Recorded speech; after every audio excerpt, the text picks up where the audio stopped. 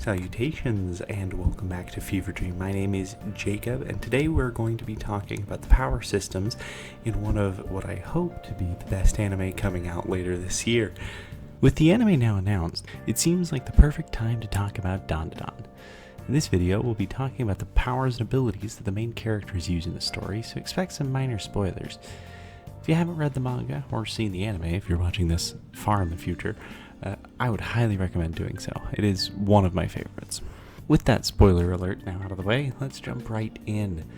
The world of Dandadan features a lot of unique abilities that can be used, but most of them share some broad similarities. Alien technology isn't a power per se, so we won't really be talking about it in this video, but it can still grant their wielders some insane strength. Basically, it can achieve anything you imagine, but the main cast doesn't really have access to much of it. Momo is one of the few human characters with innate abilities. She can see auras, use psychokinesis to lift and move both living and non-living things, and even see into the memories of others to some extent. Later on, she develops the ability to fire off blasts of psychic energy. According to the manga, Momo is able to do all of this by accessing her ki, and there are a couple other characters who have displayed similar abilities fueled by their ki, though never to such extremes. Her grandmother is also presumably able to channel ki, but most of the abilities she has used can also be explained by another power system found in the world.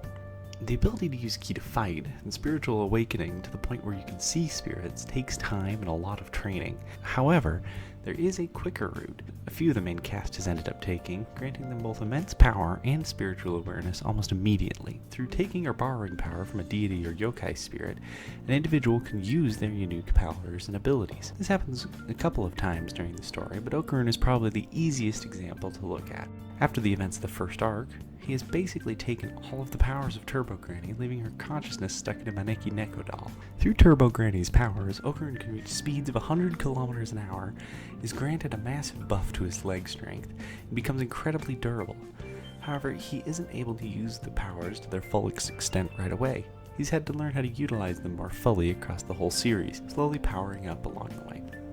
Most recently, he's gained the ability to travel through telephone lines at speeds far faster than he can run. When using power taken or borrowed from yokai, the user transforms somehow to better suit their power set. Okarun's in particular gives him a toothy mask, a hunch, lines on his face, and the color of his hair changes. In addition, his personality noticeably changes, making him more depressing. Though similar in concept to yokai powers, Seiko Ayase, Momo's grandmother, also borrows power from local deities in order to use her ability to create barriers with charms and nails. Using the power from these deities doesn't seem to cause any transformation for Seiko, so the differences between local deities and powerful yokai might be larger than they first appear. Additionally, it's unclear whether Seiko relies on the power from deities in order to make these charms, or if a similar charm made by anyone else would have the same effect. The last ability humans have access to in the world of Dandadan is called the power of words. The power of words is the ability to alter reality through your own conviction and belief, meaning that believing something is strong is enough to make it so. Several characters have been able to level up their abilities through the power of words, and it will likely be one of the most important abilities going forwards, especially since it's unknown whether yokai or aliens have access to it. Dandadan might not have the most complex or intriguing power system in anime today, but it's more than enough to support an interesting narrative and give us some great fights at the same time. I can't wait for the anime, and I think you can expect me to be talking more about it as it comes out. Thank you so much for watching today. It really means the world to me that you take some time out of your day to listen to the mad ramblings going throughout my head. I hope you'll consider liking and subscribing so you'll see more of me in the future, and I will see you next time. Bye!